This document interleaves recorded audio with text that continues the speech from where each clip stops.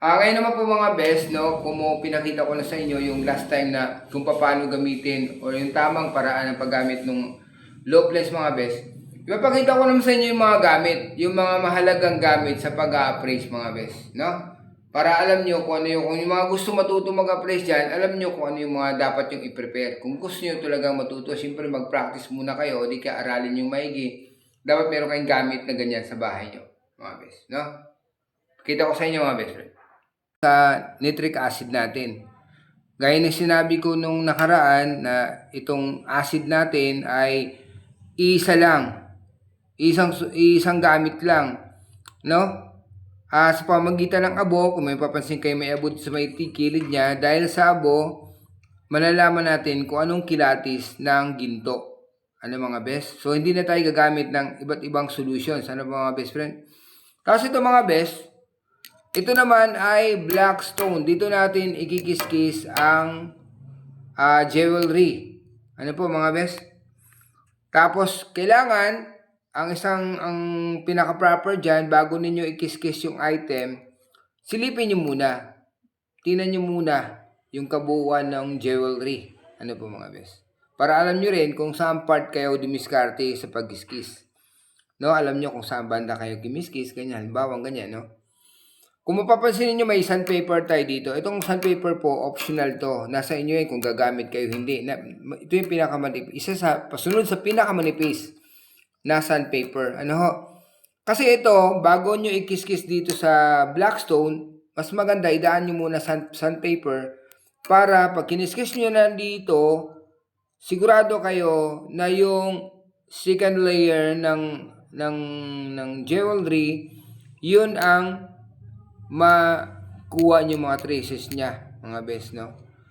Kasi yung iba naman, hindi gumagamit ng sandpaper. Ginagawa nila, unang kiskis muna, tapos yung pangalawang kiskis, ito yung nilagyan nila ng asido, mga best friend. So, hindi yung una. So, nasa inyo yan kung gagamit kayo ng ganito o hindi, no? Kasi, usually sa mga pawn shop, hindi naman lahat gumagamit nito, pero malimit iba na gumagamit nito, no? Tapos best, kung may mapapansin kayo dito, ito yung magandang magnet, no? Magnet. Nakakatulong din yan kapag nag-a-place kayo. Mas maganda, idadaan nyo rin dyan, no? Hindi ko naman sinasabi na pag hindi na magnet, tunay na. Pero nakakatulong po ng malaki yan, mga best friend. Ito, kung nakikita nyo naman, meron tayong tanita na weighing scale dito. Meron din namang ganitong klaseng weighing scale din. So, kung ang item po, actually, ang price nito, kung bibilin mo to, mas medyo mahal ito kaysa dito sa kabila. Ano po mga best? Ang purpose dito mga best friend, kung halimbawa na may natuto na kayo, alam nyo na yung pag-appraise, no? Tapos mayroon na kayong item na gustong bilhin o anumang gusto nyo, gustong iprenda sa'yo ng isang kaibigan, bago ninyo ikiskis dito mga best, kailangan nyo munang timbangin. Bakit? Dahil may mga ibang tao na hindi masyadong nakakaunawa o nagdududa kapag kinikiskis daw dito sa Blackstone ay nababawasan ang kanilang item. Kaya yung iba ay magsanda sa mga pawn shop. Minsan nagtatanong na kinikiskis niyo ba yan? Ano ba yan? Paano, bakit kinikiskis? Mga ganun. Kasi nagdududa sila.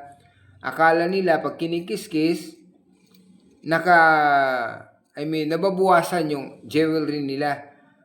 Or nakanakaw maaari nakaisip sila ng ganun. Pwedeng nakanakaw ng maliit na ginto. No?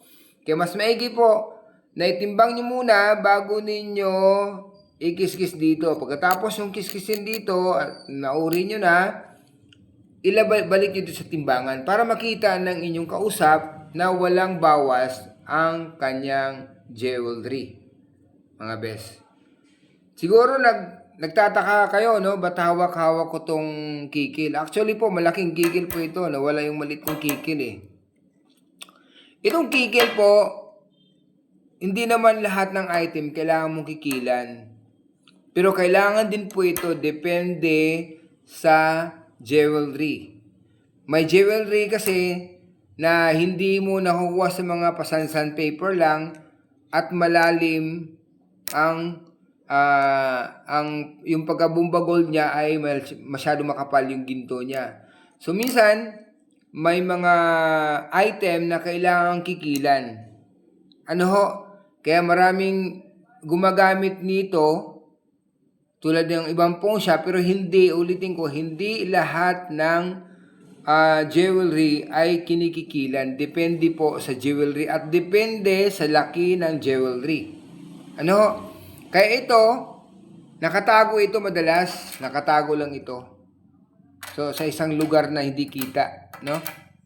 Kasi pagka, once na nakikita kasi ng kausap ninyo ito, may hawak-hawak kang kikil, doon na natatakot yung may-ari ng jewelry. Kasi, baka isipin na nasira yung item ko, no? Kaya ito, pag ituturo ko rin sa inyo kung paano, next time na lang po, no? At ituturo ko sa inyo paano kumikil at saang parte, halimbawa ng necklace, kikilan, na hindi malalaman ng customers or na inyong kausap, mga best, no? Pero syempre, pagka harap niyo ang customer ay yung kausap ninyo, ay magpaalam kayo, no? Kung may kunting duda kayo, mga best, no? Ayan, best, no? Pinakita ko na sa inyo. Pinakita ko lang ho. Next time na lang po tayo uuri kung paano yung tamang paraan ng pag-uri, no? Kasi may nakita kasi ako ng pag-uri ng may magkumilatis ng ginto.